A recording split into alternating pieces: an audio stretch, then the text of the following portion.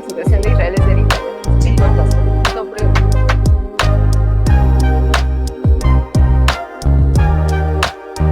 en cuanto llegue a ceros, voy a Jessica, que además va a comenzar la transmisión a través de Skype, así que va a ser como está la cuenta regresiva.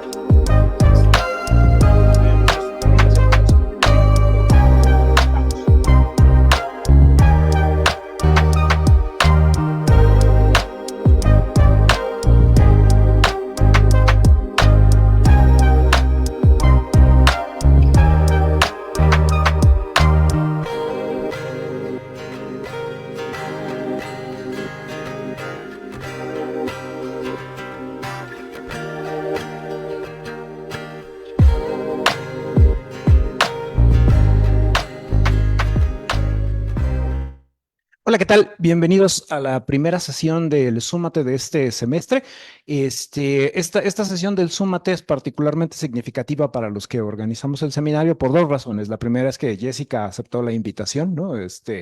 Y yo comparto estudiantes con Jessica, ella comenzó a dar los cálculos a la par que yo comencé a dar las analíticas. Entonces, varios de mis estudiantes hablaban muy bien de tus clases, ¿no?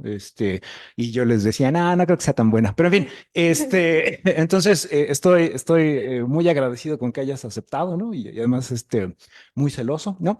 Y la segunda razón es que este es previo, más bien, posterior al coronavirus, DC, ¿no? Después del coronavirus, esta es la primera ocasión en el que en el que el Súmate, este seminario, regresa a su casa, ¿no? Que es la Leonila, porque previo al confinamiento, ¿no? AC, ¿no? No, ya no habíamos regresado porque estaban, según yo, arreglando la ventilación. Ya me explicaron cuál es la ventilación. Pues no sé, me parece una idea ingeniosa. Pero bueno, entonces esas son las dos razones, y perdón por restarles tiempo, sé que no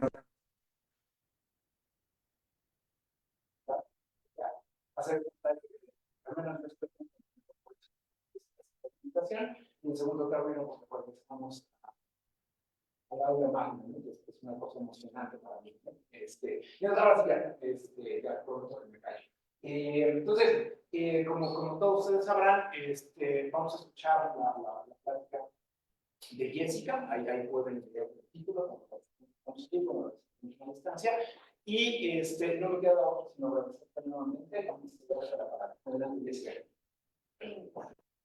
Bueno, muchas gracias a ti por la invitación y bueno, gracias a todos por venir, incluyendo mis alumnos que se saltaron la clase. Bueno, voy a hacer a lo mejor un poco de spoiler con algo que vamos a ver en poco tiempo, pero bueno, vamos a comenzar pensando en un campo vectorial, en una ecuación diferencial dada por un campo vectorial en el plano real. Eh, Aquí geométricamente lo que va a significar esto es que para cada punto en el plano vamos a tener un vector anclado al punto. Esto para cada punto en el plano, así que vamos a tener, aquí puse poquitas flechas, pero realmente tenemos por cada punto en R2 un vector anclado al punto. Entonces, lo que nos va a interesar es encontrar curvas que se adapten bien al campo en el sentido de que tangencialmente sean descritas por los vectores que está señalando el campo vectorial en cada punto. Las rectas tangentes deberán ser generadas por estos vectores en cada punto. Eso digamos que va a ser como el interés que tendremos a lo largo de la plática. Vamos a hablar de unas parametrizaciones de estas curvas interesantes que lo que van a satisfacer es que para el tiempo real, un tiempo S, esta parametrización phi irá a un punto en las curvas, phi S, y el vector que le corresponde a ese punto phi S va a satisfacer la propiedad de que la derivada de la parametrización al tiempo S va a ser exactamente ese vector en el punto phi S. Esto es lo que se conoce como solución a una a la ecuación diferencial dada por el campo B. Entonces, nada más para manejar un poquito más adelante, hablar de estas parametrizaciones un poco, vamos a introducir esta notación. Si al tiempo cero la parametrización pasa por el punto P, aquí está la imagen de esta parametrización, la curva que se adapta bien al campo, entonces vamos a denotarla como phi sub b, que al tiempo t pasa por, que más bien que va corriendo por tiempo t y que tiene posición inicial en el punto P. Realmente a lo largo de la plática nos va a interesar sobre todo entender las imágenes de las soluciones, no tanto las parametrizaciones explícitas. Entonces, si por alguna razón digo solución, realmente estaré pensando en las imágenes de las soluciones. ¿Sale?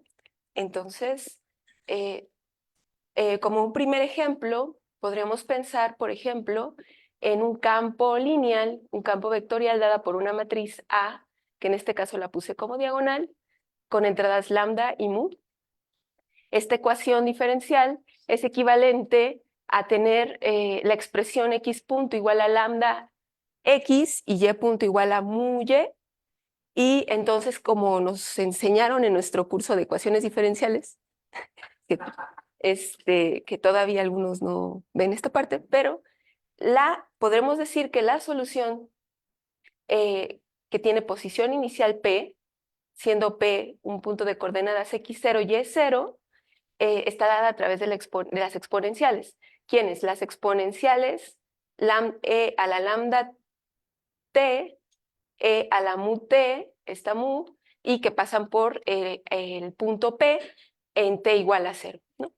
Ahora, las imágenes de las soluciones, dependiendo de quiénes son lambda y mu, pueden ser distintas, pero vamos a empezar, por ejemplo, pensando que lambda y mu tienen el mismo signo y que satisfacen esta relación de orden. Lambda es más pequeña que mu.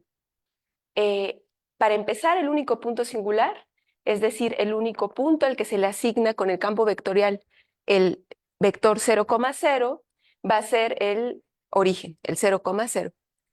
Además, fíjense que los ejes no es que sean soluciones, pero los semiejes, por ejemplo, el semieje de las x, del eje x con coordenadas iniciales 1, la primera coordenada positiva, y el semieje de las x con coordenadas negativas, este se puede obtener pensando justamente en puntos con posición inicial en el mismo eje, es decir, con y0 igual a 0.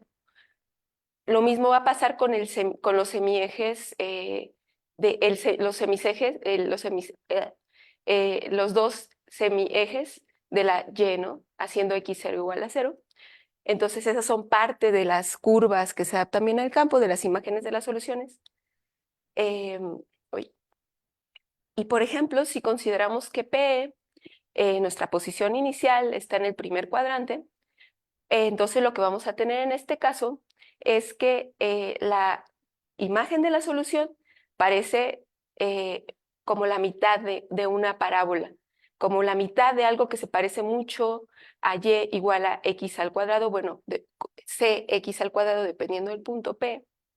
Pero así va a pasar para todos los puntos, tanto en el primer cuadrante como en el resto de los cuadrantes. Entonces, estas serían como las imágenes de las soluciones alrededor del punto singular, y eso es lo que nos va a estar interesando más adelante. Ahora, tenemos otra posibilidad, por ejemplo, que lambda y mu tengan signos diferentes, y en ese caso, nuevamente, vamos a tener que el único punto singular es el origen, los semiejes son curvas que se adaptan bien al campo, y ahora por ejemplo, lo que vamos a tener más bien es que si la posición inicial estuviera en el primer cuadrante, entonces la curva que se adapta bien al campo parece de hecho una rama de hipérbola. Parece una rama de hipérbola.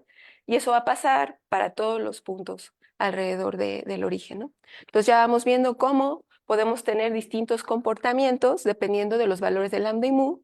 eh, y eso es lo que nos va a interesar. Las imágenes de las soluciones alrededor de los puntos singulares.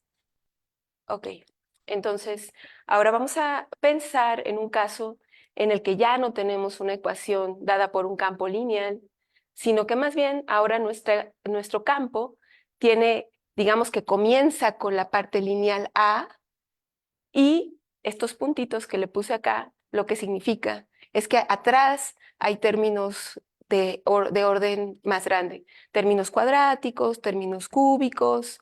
Podemos pensar aquí en polinomios homogéneos de grado mayor o igual a 2, y entonces podríamos decir que este campo vectorial no es lineal, pero tiene como parte lineal A y tiene una colita, digamos. Este ya es más complicado. Ahora, el problema de linealización consiste justamente en pensar qué relación existe, si existe, entre las imágenes de las soluciones al campo no lineal y las imágenes de las soluciones al campo lineal, a la parte lineal del campo. Entonces, la pregunta es si existe alguna relación, y la relación que estamos buscando es justo la que voy a describir a continuación. Para empezar, vamos a pensar que contamos con la suerte de más o menos entender qué le está pasando alrededor del punto singular. El origen va a volver a ser un punto singular de este campo B. ¿Qué le está pasando a las soluciones alrededor del punto singular para el campo no lineal? Y ya este que es el campo lineal, son de los campos más bonitos, los que mejor conocemos. Y entonces, ¿qué le estará pasando a las imágenes de las soluciones? Bueno, esto sí lo sabemos, pero esto en principio es difícil de saber. Pero lo que quisiéramos es ver si podemos dar algún comportamiento alrededor del punto singular parecido entre estas dos. ¿Y qué significará para nosotros parecido?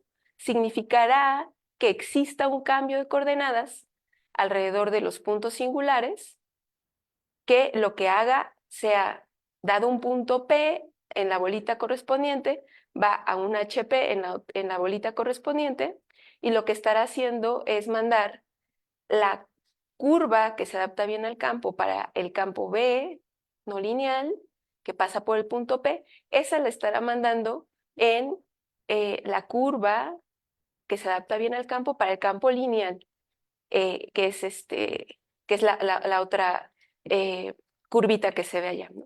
Esto, ya metiendo un poco más de simbología, lo que significa es que si partimos de la solución al campo B, que pasa por el punto P, bajo H nos va a dar otra curva, y esa curva va a ser parametrizada por la solución a la ecuación dada por el campo A, que va a pasar ahora por el punto HP. Pero aquí fíjense que no vamos a pedir que sean exactamente las mismas T y S parametrizaciones. En principio, la S dependerá de la T, pero lo que más nos va a interesar es que imágenes de soluciones vayan a imágenes de soluciones.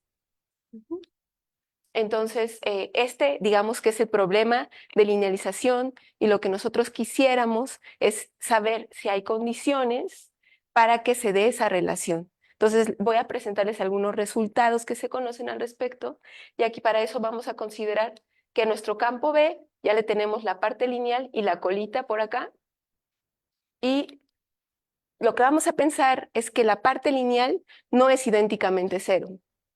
Si fuera idénticamente cero, entonces ¿con quién la vamos a relacionar? Entonces, para empezar, no es idénticamente cero la parte lineal, pero además vamos a pedir una serie de condiciones generales, que eso lo que significará es que dentro del mundo de las ecuaciones, casi todos los campos que tienen parte lineal distinta de cero van a satisfacer esas condiciones, ¿vale? Ahora, el primer resultado es un resultado o se conoce como resultado de Grofman-Harman, es de 1960, y lo que nos dice es que si el campo es de clase C2 y su parte lineal satisface ciertas condiciones generales, entonces sí se puede linealizar, y además el H, cambio de coordenadas, lo que va a hacer es un homeomorfismo. O sea, puede ser continuo y con inversa continua, ¿vale? Ahora, en otro resultado, debido a Chen, de 1963, habla de campos C infinito. En este caso, nuevamente, vamos a tener condiciones generales en la parte lineal, que de hecho van a ser un poco más que en el caso de Grofman-Harman, van a ser más restrictivos un poco, pero siguen siendo generales. Entonces, lo que se dice es que bajo esas condiciones sí que se puede linealizar al campo vectorial y además el cambio de coordenadas respeta ser C infinito. Ahora, hay un resultado que se conoce como el resultado de Poincaré real, que lo que dice es que bajo otras condiciones generales, distintas a las previas del campo C infinito, pero que siguen siendo generales, para un campo analítico real. En este caso vamos a entender analítico real y de hecho aquí este campo lo vamos a pensar definido alrededor del punto singular nada más. Vamos a pensar que ese campo va a estar descrito a través de series de potencias, que la serie de Taylor, que sea infinito, que la serie de Taylor además es una serie de potencias convergente alrededor del punto singular, ¿vale? Entonces, en ese caso, lo que vamos a tener es que bajo ciertas condiciones se puede dar la linealización y que además el cambio de coordenadas es analítico real también, ¿vale? Ahora, este resultado de Poincaré real realmente se llama así porque es más bien una versión posterior a un resultado que sí demostró Poincaré, y fíjense que este lo demostró en 1878, pero ¿qué creen? Que Poincaré lo hizo para un tipo de campos que en principio no son tan conocidos. Déjenme, se los voy a presentar. Son campos holomorfos. ¿Eso qué va a significar? Vamos a platicar un poquito más adelante de eso más específicamente, pero lo que hay que tener en mente es que el campo ya no está definido solo en R2, sino que va a estar definido en C2 y que además va a estar dado también por una serie de potencias convergente, como en el caso analítico real, pero la diferencia es que ahora la serie de potencias convergente va a tener coeficientes complejos.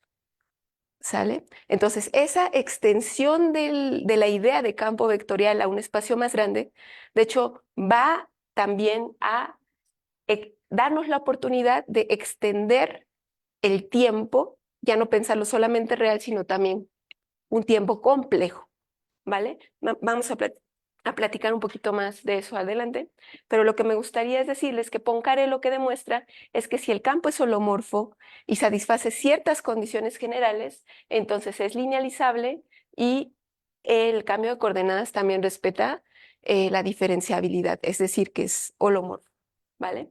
Entonces aquí hago una pequeña reflexión. Si notamos, Poincaré demostró esta propiedad de linealización para el caso holomorfo. Realmente, lo que se ve posteriormente, en los años siguientes, es que cuando uno cambia de diferenciabilidad al campo, hay más complicaciones que resolver que las que tenía Poincaré para el caso holomorfo. Por ejemplo, esta complicación, bueno, ahí hay que meter una condición de que nos quedemos en R2. De hecho, los campos analíticos reales los podemos llevar a holomorfos, extendiendo el dominio, pero luego hay que respetar, quedarnos siempre en R2 en las construcciones. Eso es lo que se verifica después de que Poincaré muestra este resultado. Pero, por ejemplo, miren, ya después esto desde los 1870 y tantos hasta los 1960 y tantos, se analizaron otras estructuras diferenciables y la razón, una buena parte de la razón tiene que ver con que estas estructuras ya permiten considerar complicaciones adicionales que tienen que ver con funciones planas, es decir, con funciones que tienen series de Taylor idénticamente cero, pero que no son funciones idénticamente cero, ¿vale? Entonces, esa parte esto que les estoy diciendo realmente es lo que motiva a que pues, ahorita lo que viene después se enfoque principalmente en campos holomorfos, pero déjenme ir un poquito más adelante. Ahora, justamente el resto de la plática, lo que vamos a querer hacer es hablar de campos que ya no caen dentro de las condiciones del teorema de Poincaré, de hecho que ya no tienen parte lineal. Es decir, que vamos a tener un campo, pero que ya cuando sacamos la parte lineal del campo, ese ya no está, es cero. Entonces, en ese caso, no, ya el razonamiento de antes, pues ya no tiene sentido, ¿verdad? Un campo que puede tener aquí unas colas así terroríficas, ese no tiene por qué tener una relación con un campo idénticamente cero, que de hecho tiene una infinidad de puntos singulares, ¿no? Todos los puntos son singulares. En el caso de x punto y punto igual a la matriz constante es cero, ¿sale? Entonces ya no tiene sentido ahí la linealización. Pero entonces la pregunta es, ¿qué podemos hacer? Y justamente los resultados que se conocen en esta dirección hasta el momento están, digamos, están más o menos entendidos bien para el caso holomorfo. De hecho, el caso no holomorfo sería como cosas que todavía se están investigando, ¿no? Entonces, pues por eso que voy a dedicarme a hablar de campos holomorfos, pero no se preocupen si no los conocen, se los voy a presentar ahorita. Y pueden tener siempre la idea de ecuaciones diferenciales reales. De hecho, en casi todos los dibujos voy a hacer dibujos reales, ¿no? Casi todos. Entonces, no se preocupen. Y creo que va a haber varias ideas geométricas interesantes. Entonces, por ejemplo, vamos a pensar ahora que nosotros, esta notación simplemente significa alrededor del origen en C2, ¿vale? Es una vecindad alrededor del origen de C2, pero no queremos decir qué tan grande es, entonces la denotamos así. Entonces nuestro campo va a ser un campo holomorfo definido alrededor del origen en C2, es decir, holomorfo dado por una serie de potencias convergente que puede tener coeficientes complejos ya. Y la idea geométrica vuelve a repetirse más o menos igual.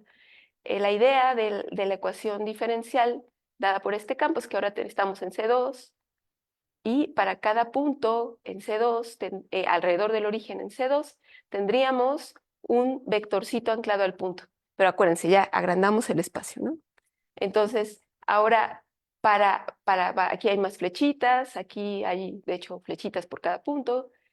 Y ahora lo que vamos a querer hacer es encontrar no una curva real, sino una superficie, si la vemos con ojos reales, que se adapte a esas flechitas.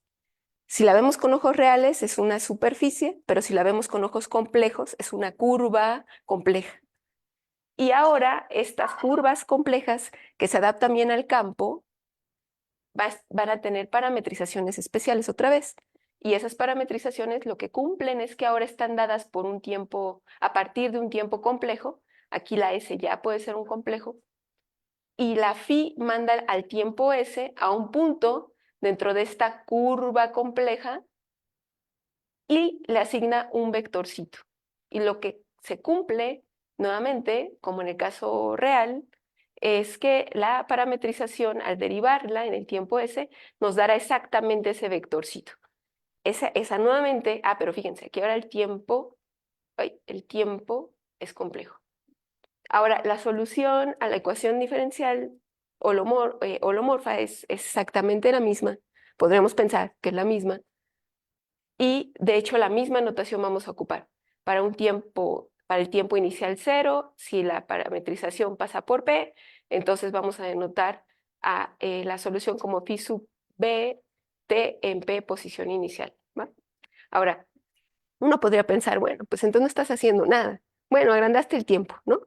Pero ¿qué estás haciendo? Por ejemplo, piensen en el caso de la ecuación que les puse al principio, que la dada por la ecuación lineal, la dada por la lambda mu. ¿Se acuerdan que había unas cosas que parecían como parábolas? Eso se les llama nodos. Entonces piensen en esa ecuación y en principio esa pues, la pueden extender a C2 sin problema, ¿no? Ahora, extender la C2 ya trae complicaciones, porque ya tenemos tan grande el espacio que además le estamos dando también oportunidad al tiempo de extenderse a los complejos, que ahora lo que nos está dibujando son más bien superficies metidas en C2, pero que con ojos complejos son curvas complejas metidas en C2. Y entonces allí ya hay un análisis adicional a hacer. Por ejemplo, aquí las curvas complejas están enredando alrededor de uno de los ejes, por ejemplo. De hecho, también se podrían enredar alrededor del otro eje al mismo tiempo. Eso es parte de lo que hay que medir también en este tipo de ecuaciones holomorfas, ¿vale? Entonces hay que tener un poco de cuidado y también de respeto, pero no se preocupen, casi todos los dibujos van a ser reales, ¿no? Ahora, respecto a qué pasa cuando el campo no tiene parte lineal, que es justamente el caso que nos interesaba. Ahí René Thom, en el 75 más o menos, planteó una pregunta que fue, bueno, ok, ya A no te va a servir para describirte la geometría del campo, pero él lo planteó como cuáles son los invariantes de clasificación de ese campo salvo cambios de coordenadas. ¿Qué vamos a entender por invariantes de clasificación? Vamos a entender lo siguiente. Vamos a crear una bolsita donde vamos a meter al campo B. En esta bolsita no solo vamos a meter a B, sino vamos a meter a todos los campos que, salvo cambios de coordenadas, son como B. Entonces vamos a armar bolsitas. Para cada B metemos en una bolsa a todos los que podemos obtener con cambios de coordenadas alrededor del origen, que es un punto singular, ¿vale? Y a cada una de esas bolsitas vamos a querer darles una etiqueta única para la bolsita. Ese es justamente lo que vamos a entender por invariantes de clasificación y lo vamos a denotar como I sub B.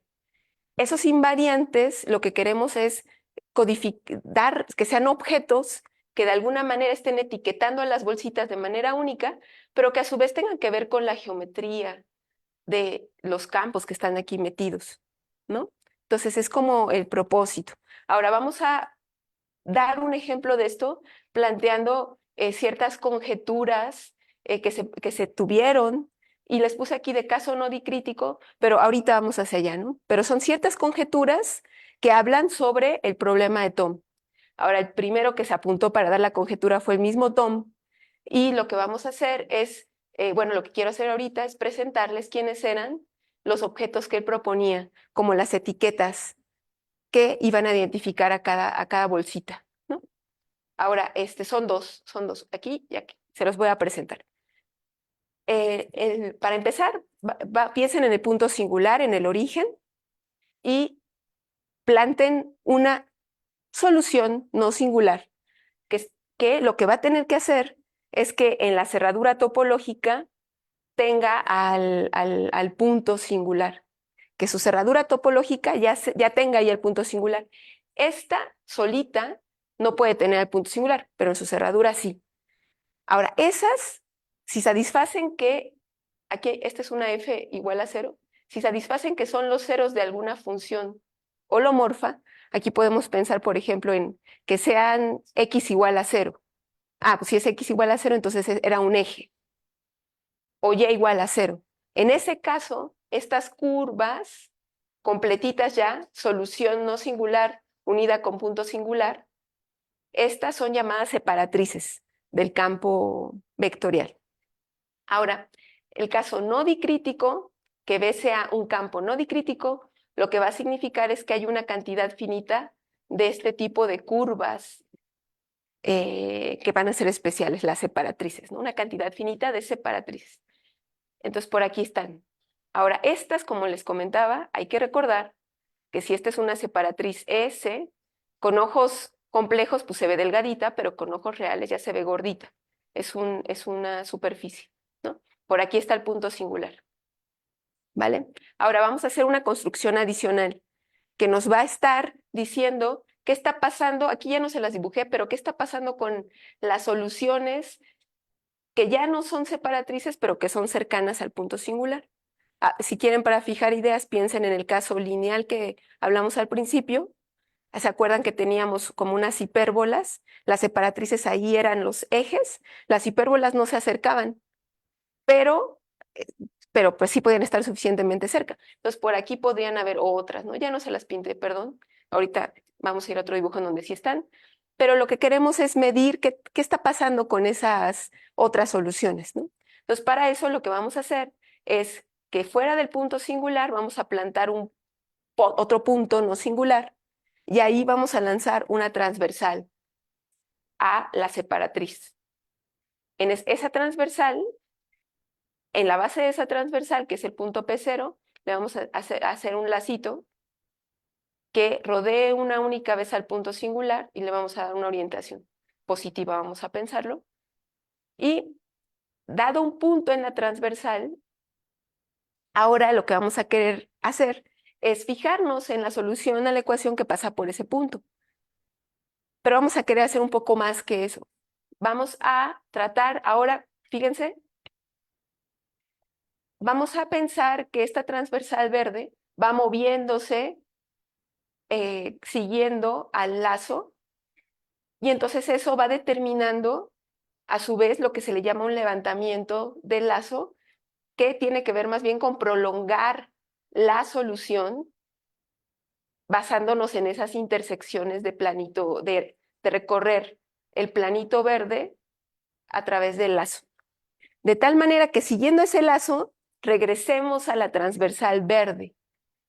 Ahora, por cuestiones de dimensión, que les podría invitar a que reflexionen, vamos a regresar a otro punto en la transversal verde. A esto se le llama holonomía de la separatriz, a la asignación que manda un punto después de hacer el levantamiento del lazo por la solución que pasaba por ese punto. Ahora vamos a ver a dónde llegamos y a este punto de partida lo mandamos al punto de llegada. A eso se le llama holonomía de la separatriz, y eso es algo de lo que la conjetura de Thom plantea como una ingrediente, una etiqueta importante. No solamente importante, sino que él dice que las separatrices, salvo cambios de coordenadas, aquí hay que pensar que las separatrices como curvas, con un cambio de coordenadas las movemos a otras curvas. Entonces las separatrices, salvo cambios de coordenadas, y la holonomía de las separatrices, o sea, esta medición de lo que está pasando alrededor de las separatrices, que eso iba a ser la etiqueta única para la bolsita de B, ¿no? Y entonces luego, ¿qué creen? ¿Qué pasó? Que vino un señor que se apellida Musu y en el 85 dijo que no eran esas las etiquetas. Y entonces lo que él hizo fue decir, bueno, yo te voy a dar unos campos, una familia de campos, donde no te va a funcionar, donde no va a ser suficiente esa información. Pero él dice, bueno, pero te voy a decir qué información sí es suficiente. Y entonces él planteó otra conjetura. Y él dice, bueno, ahora van a ser las separatrices, salvo cambios de coordenadas, y una cosa que le llamamos holonomía evanescente, que se parece mucho a la holonomía de separatrices. Ahorita piénsenla como análoga, no es la misma y la vamos a definir en un momentito más, pero ahorita piensen que es otro ingrediente, que se parece a este, pero que no es equivalente. Entonces lo que dice Musu es, pues estas son las etiquetas. Estas yo propongo que sean las etiquetas. Y entonces, ¿qué creen que pasó? Vino otro señor que dijo que no, y unos años después, y entonces lo que él hizo fue, bueno, piensa, para justificar que no era cierto, él dijo, piensa en el campo B y piensa en una familia que esté muy cerca de ese campo, como un tipo de vecindad, pero con una propiedad adicional, que es que todos los que estén en esta familia van a tener la misma holonomía evanescente esta que B. Entonces, como que dentro de esta familia, él ya fijó este dato. ¿Sí lo ven? Él fijó este dato dentro de esta familia. Entonces, él dice, ahora esa familia, haz las bolsitas, pero solo para esa familia, relativizadas a esa familia. Es decir, crea bolsitas aquí adentro que solamente quepan campos que son llevados uno en otro, salvo cambios de coordenadas. Y entonces él lo que dice es, bueno, vamos a contar cuántas bolsitas son. Y lo que él vio es que la cantidad de bolsitas que le salían en esta familia eran mayor a la cantidad de bolsitas que se creaban con las separatrices salvo cambios de coordenadas. ¿Sale? Entonces él dijo, no, ¿qué crees? Que no te van a alcanzar las separatrices. Entonces luego uno dice, chin, y entonces, ¿qué le hace falta, no? Entonces, ¿qué creen? Que luego vinieron Laura Ortiz, Ernesto Rosales y Sergei Voronin, Laura, Ernesto, que hicieron unos trabajos entre el 2005 y el 2012, donde ellos presentan los invariantes de clasificación para ciertas clases de campos. Entonces déjenme les platico un poquito de eso. Estos invariantes que ellos describieron, vamos a llamarlos, son una parejita, vuelven a ser una parejita. Uno es un invariante que le vamos a llamar invariante paramétrico y otro es un invariante que le vamos a llamar invariante funcional. Se los voy a presentar en un ratito más, pero lo que quiero que por el momento quede claro es que ellos trabajaron en dos clases ajenas de campos. Por un lado, los campos no dicríticos de los que ya platicamos ahorita, que son los campos que tienen una cantidad finita de separatrices. Y por otro lado, los campos dicríticos, que creen que es lo contrario, tendrán una cantidad infinita de separatrices. ¿Sale? Dentro de estas dos clases, ellos dieron familias, bueno, clases de campos, uno para campos no dicríticos, esta, y para campos dicríticos, esta otra familia, y que satisfacen condiciones generales dentro de las familias, pero ya estamos pensando en campos que no tienen parte lineal, ¿vale? Va. Entonces, lo que voy a hacer enseguida es a platicarles para cada una de estas clases de campos, cuáles fueron los invariantes que propusieron Laura y Ernesto y Sergey, ¿vale?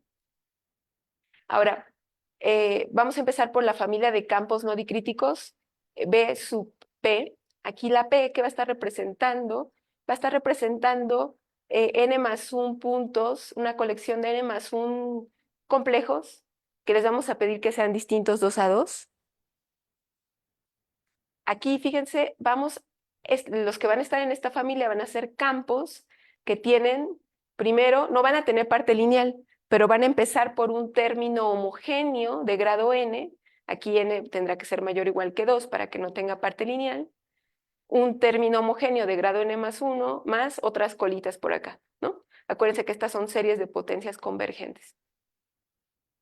Y lo que van a satisfacer es que si ustedes se fijan en la primera componente no nula del desarrollo en series de potencias, entonces el polinomio que resulta de ese xqn menos ypn, este va a descomponerse en las n más 1 rectas inducidas por estas colecciones de complejos.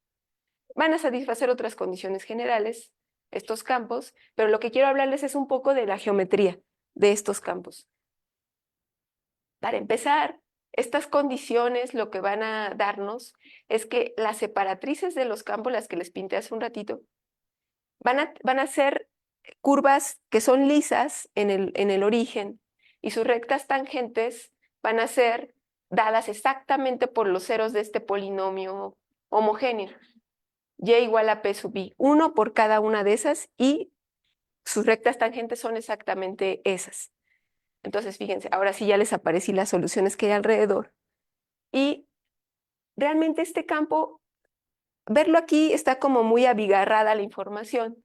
Entonces lo que hacemos es pasar a un nuevo espacio esta información. ¿A qué espacio la vamos a pasar? A uno que se parece mucho, mucho a C2, excepto por lo siguiente. Piensen que a C2 le vamos a quitar el origen y que en su lugar vamos a poner una esfera. ¿Por qué? Porque esa esfera es un CP1. Esa esfera va a representar a todas las posibles direcciones que hay en C2. Entonces es como un C2, pero solo que en lugar del punto 00 le pegan esa esfera. Y entonces fíjense, aquí una dirección y igual a P y X va a corresponder a un puntito en esta esfera. Entonces en este nuevo espacio vamos a poder ver, aquí ya no se ve chin por el color, pero este es un azul fuerte. Esta separatriz se fue a otra curva que ahora en este nuevo espacio, a este espacio le llamamos banda de Möbius compleja, por eso la M.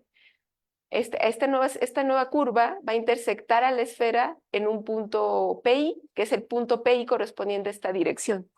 Y así para cada una de las separatrices, acuérdense que teníamos una cantidad finita, entonces vamos a tener una cantidad finita de puntos singulares aquí, y alrededor vamos a poner al resto de las soluciones, ¿vale? Entonces piensen que esta transformación de la ecuación diferencial del campo vectorial, de las soluciones al campo vectorial, le llamamos explosión del campo. Porque como que piensen que están soplándole al origen, entonces crean una esfera y entonces todo se desata y sale y explota. ¿Va? Entonces, esta es la explosión del campo y aquí es más cómodo ver ciertas cosas. Entonces, esta es casi equivalente a esta, salvo que la esferita hay que colapsarla para regresar la información acá. Entonces, vamos a ver un nuevo dato. Resulta que para estos campos no dicríticos, la esferita que nos surgió, que no está originalmente metida en nuestro espacio original, esta esferita en este nuevo espacio va a ser una separatriz también. Entonces, lo que vamos a hacer es a esta nueva separatriz construirle la holonomía. Déjenme, se las cuento rápidamente. Se parece mucho a la holonomía de la separatriz en el caso de C2, sencilla. Resulta que pero ahora vamos a tener dentro de dentro de esta esferita, aquí ya se las hice como planito para que sea más cómoda, pero aquí es una esfera. Entonces, dentro de esta esfera vamos a tener a los puntos singulares por ahí viviendo. Y lo que vamos a hacer es agarrar un punto no singular y nuevamente vamos a trazar una transversal a la esfera. Ahora, a partir del punto de intersección de la esfera con la transversal, el P0, vamos a tomar unos lacitos que rodeen a cada punto singular, un lacito por cada punto singular, y que lo rodee una única vez. Y además le vamos a dar una orientación a los lacitos, una orientación positiva, vamos a pensarla. Y entonces, ¿qué creen que vamos a hacer? Nuevamente, para un punto en la transversal, vamos a agarrarnos no solamente a la solución, sino a una prolongación de esa solución, siguiendo a paralelas a esta transversal, siguiendo el lacito amarillo de abajo y las paralelas a la transversal. Y nuevamente lo que vamos a hacer es regresar a la transversal después de seguir el camino. Pero eso lo vamos a hacer para cada punto singular. De hecho, nosotros como tendremos n+1 direcciones que van a tener una separatriz, aquí vamos a tener n+1 puntos singulares. Entonces, por cada punto singular vamos a tener una transformación a la que le vamos a llamar transformación de holonomía. Y ahora, para acomodar todos los datos juntos, lo que vamos a hacer es considerar a cada una de las transformaciones que obtuvimos, pero no solo eso, sino que considerar el grupo generado por eso. Porque así rescataremos toda la información de lo que está ocurriendo en la esfera, quitándole los puntos singulares, recreamos toda la información con este grupo finitamente generado. Ahora, a estas transformaciones todavía hay que considerarlas, salvo que el punto P0 sea otro, salvo que queramos cambiar la transversal y que no sea tan bonita o que sea muy bonita. Y entonces lo que hay que hacer es considerar al grupo, salvo esos cambios y esas modificaciones, y ese es el grupo que se le llama holonomía evanescente, la que les platicaba, la que planteó Musu como una de las etiquetas que luego no le funcionó, pero que sí es importante, ¿vale? Entonces, resulta, bueno, eso de hecho, ahorita ya les adelanto, que las etiquetas que le dan Laura, Ernesto y Sergey a estos campos no dicríticos, a esta familia, consiste en parte en el grupo de holonomía evanescente. O sea, sí aparece ese dato ahí. Y ahorita les digo el otro dato, ¿no? Ahora vamos a presentar la otra clase, la clase de campos dicríticos. Recordemos que esto lo que significa es que hay una infinidad de separatrices. Ahorita las vamos a ver. Pero vamos a tener aquí adentro una familia metida, donde W sub Q, la Q, lo que va a significar es que nuevamente vamos a tener M complejos, una colección de M complejos, distintos 2 a 2. Y vamos a tener dentro de esta familia a campos que nuevamente, si lo consideramos su desarrollo en series de potencias, ahora va a empezar desde un término homogéneo de grado m+1, otro término homogéneo de grado m+2, etc. Y al término homogéneo de grado m+1 le vamos a pedir lo siguiente. Vamos a pedirle que sea de la forma xh, la primera coordenada, y la segunda coordenada yh. ¿Quién es la h? Fíjense que la h está dada por todas las posibles direcciones inducidas por las coordenadas de este punto. Esta clase consiste en estos campos más con unas ciertas condiciones generales que ahorita aparecen en la geometría que les quiero platicar. Para empezar, estas direcciones van a estar nuevamente apareciendo en C2, aquí estamos en C2, y a ellas adheridas a ellas van a estar unas nuevas separatrices para estos campos. Estas separatrices ya no son lisas, de hecho son lo que le llaman cúspides.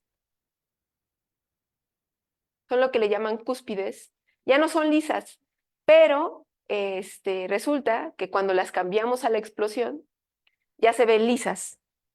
Y lo que está pasando y lo que vamos a pedir con las condiciones generales es que además sean lisas y que tengan tangencia simple con la esfera, ¿vale? Entonces, eso va a pasar para cada una de las direcciones que están aquí, ¿no? Entonces, yo no me estoy poniendo una, pero aquí va a haber M direcciones, que van a tener M de estas curvitas especiales, ¿no?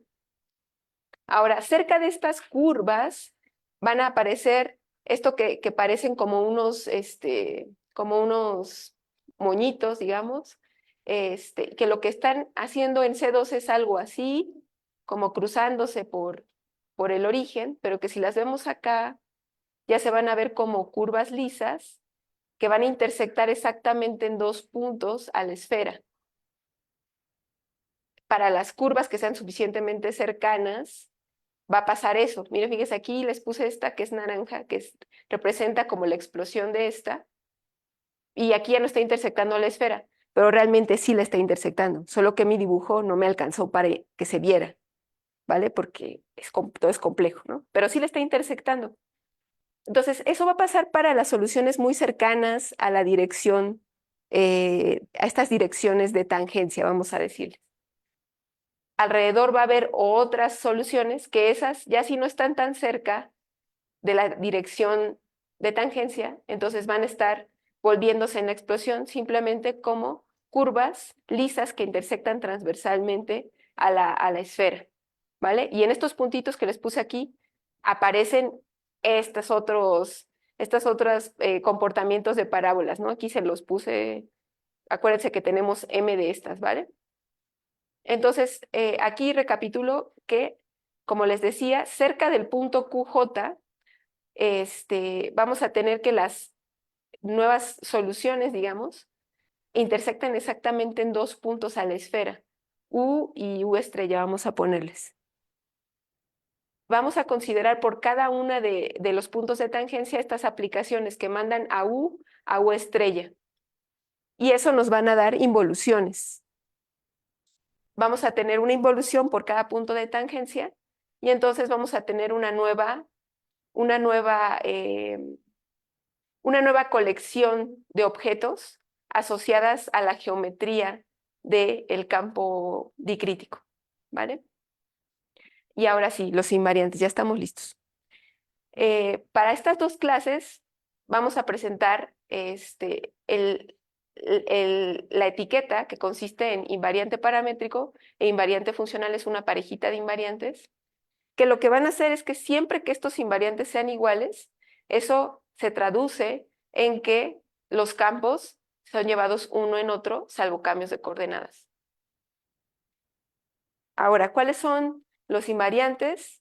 Si el campo está en esta clase de campos no dicríticos, el invariante paramétrico va a corresponder a un elemento dentro de un espacio afín, C alfa. Esta alfa va a ser importante. Y va a haber otro dato que es el invariante funcional, que justamente corresponderá a la holonomía evanescente. Estos son las dos etiquetas que se necesita para caracterizar las bolsitas de campos no dicríticos metidos en esta clase. ¿Sale? Ahora, para el caso de campos dicríticos, vamos a tener algo similar. El invariante paramétrico va a consistir en un elemento en un espacio afín, pero aquí le puse una tilde porque es un espacio afín, lo que le llaman abierto de Zariski, que es como casi todo el espacio afín, salvo quitarles ahí unos planos o algunos ceros de funciones, ¿vale? Y el invariante funcional va a ser la colección de involuciones. Entonces, esos son los invariantes paramétricos. Ahora, como ya se me acabó el tiempo casi, entonces lo que quiero es más bien dejarles una idea geométrica. Estas 2 forman etiquetas para la clase de campos no dicríticos y estos 2 forman las etiquetas para el caso de campos dicríticos. Ahora, Laura y yo nos pasamos mucho tiempo preguntándonos si podíamos dar una interpretación geométrica a estos invariantes paramétricos. Y trabajamos mucho tiempo. Y entonces lo que quiero es hacerles un dibujo respecto a la propuesta que teníamos. Me voy a saltar, ya no voy a ser tan específica, nada más quiero presentarles, me voy a saltar esto, pero así. La propuesta que hicimos para la interpretación es la siguiente. Primero piensen en la explosión de un campo B no dicrítico. Acuérdense que el no dicrítico tiene una cantidad finita de separatrices, ¿no? Y la esferita es una solución en la explosión, ¿sale? Ahora, ahí se ve medio feo, ¿no? Pero piensen en el campo W, que es un campo dicrítico y ahora va a tener estas soluciones especiales tangentes a la esfera, pero fuera de esos puntos, que es una cantidad finita dadas por los QJ, allí, fuera de esos, todas las otras soluciones son transversales, ¿no? A la esfera, ¿sale? Entonces tenemos una parejita. Las dos van a estar metidas en el mismo espacio y las vamos a ver al mismo tiempo. Hay que pensar que los PSIs y los QJs son distintos, ¿no? Ningún punto singular de la no dicrítica va a ser punto singular, va a ser punto de tangencia de la dicrítica, no se intersectan, ¿no? Estos dos comportamientos son ajenos. Entonces, la razón por la que nos interesaron estas parejitas fue porque justamente en las construcciones que hacen Laura, Ernesto y Voronin, Sergei, ellos ocupan parejitas para que dado un campo no dicrítico, ocupan una W dicrítica y entonces arman como un sistema coordenado. Si se fijan aquí casi tenemos sistemas coordenados, ¿no? Casi, casi, casi. Fuera de los puntos singulares y de los puntos de tangencia, casi tenemos sistemas coordenados. Entonces, lo que ellos utilizan son esos sistemas coordenados para trasladar la información local alrededor de la esfera. Y entonces, también viceversa, cuando analizan los campos dicríticos, tienen a su campo no dicrítico acompañante. Entonces, hay como un emparejamiento ahí que de alguna manera nos sugería que los comparáramos, ¿no? Y entonces, como les decía, este es casi un sistema coordenado, excepto por una cantidad finita de curvas, una por cada punto singular y otra por cada punto de tangencia. Estas nosotros les llamamos curvas de tangencia. En la explosión se ven así, pero si bajamos a C2, todas estas colapsan. Acuérdense que la esfera colapsa en C2, y entonces ahora se van a ver como curvas lisas, transversales 2 a 2, y que además tienen como estas direcciones, estas direcciones van a ser sus tangentes, ¿no?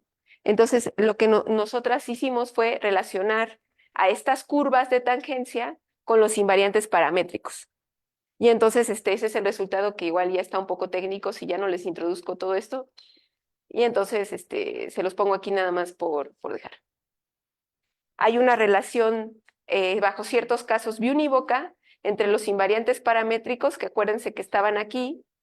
En C alfa estaba el invariante paramétrico del caso no dicrítico, y en C beta tilde estaba el invariante paramétrico del caso dicrítico. Estos van a corresponderse de manera biunívoca en ciertos casos a las curvas de tangencia salvo cambios de coordenadas. Y entonces eso es todo. Ahora sí. Gracias, y por aquí les dejo la bibliografía si les interesa.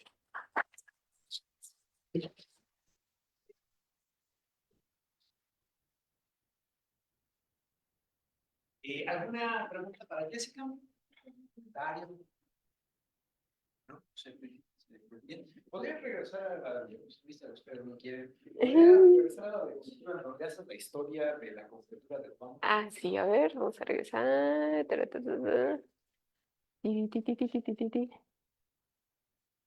Paciencia, paciencia, ¿no? Ya casi llegamos. No, no es cierto, ¿no? Todavía nos falta. A ver.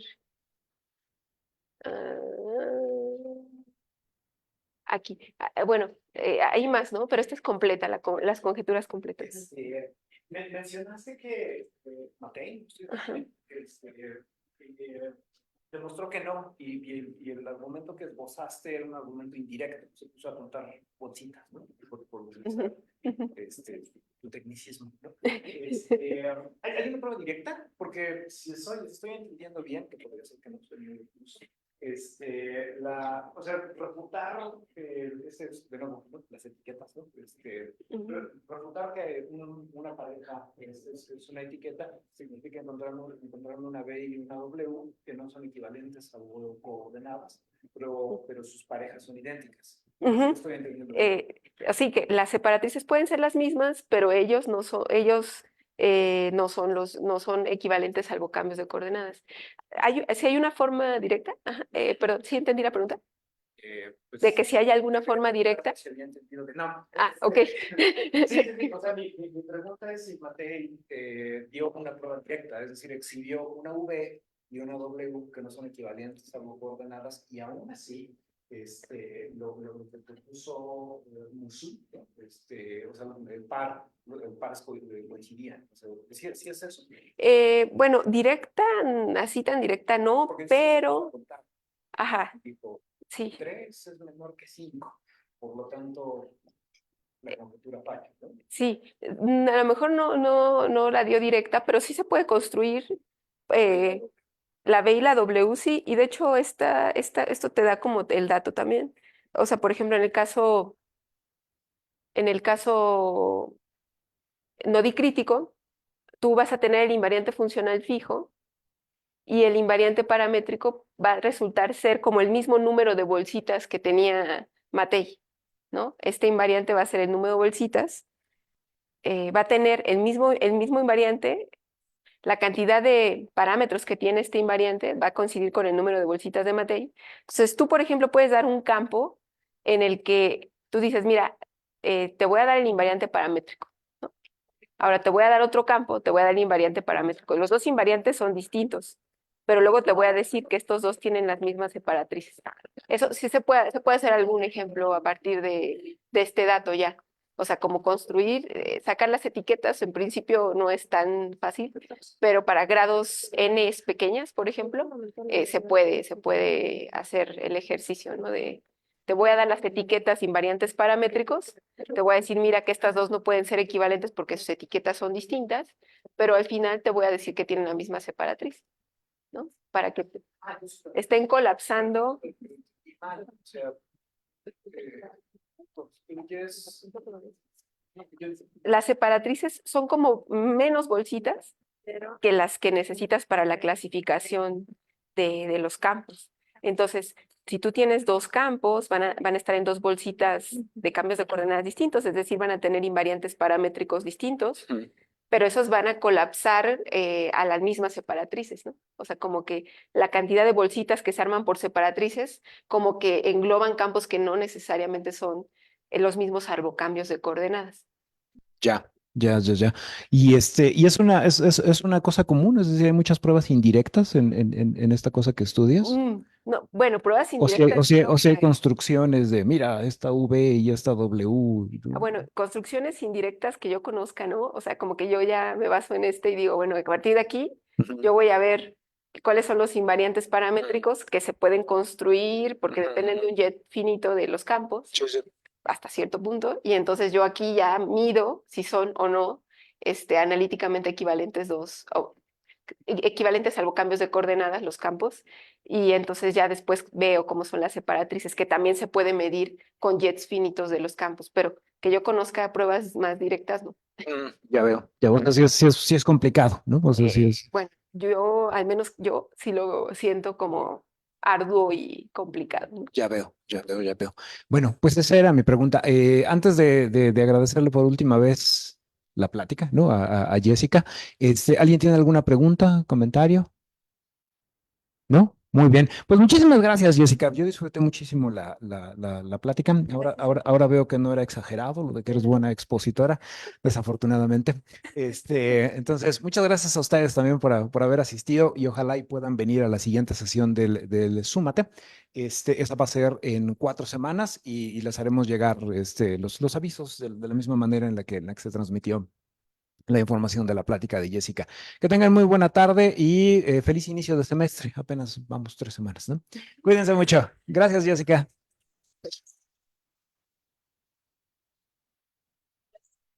Gracias.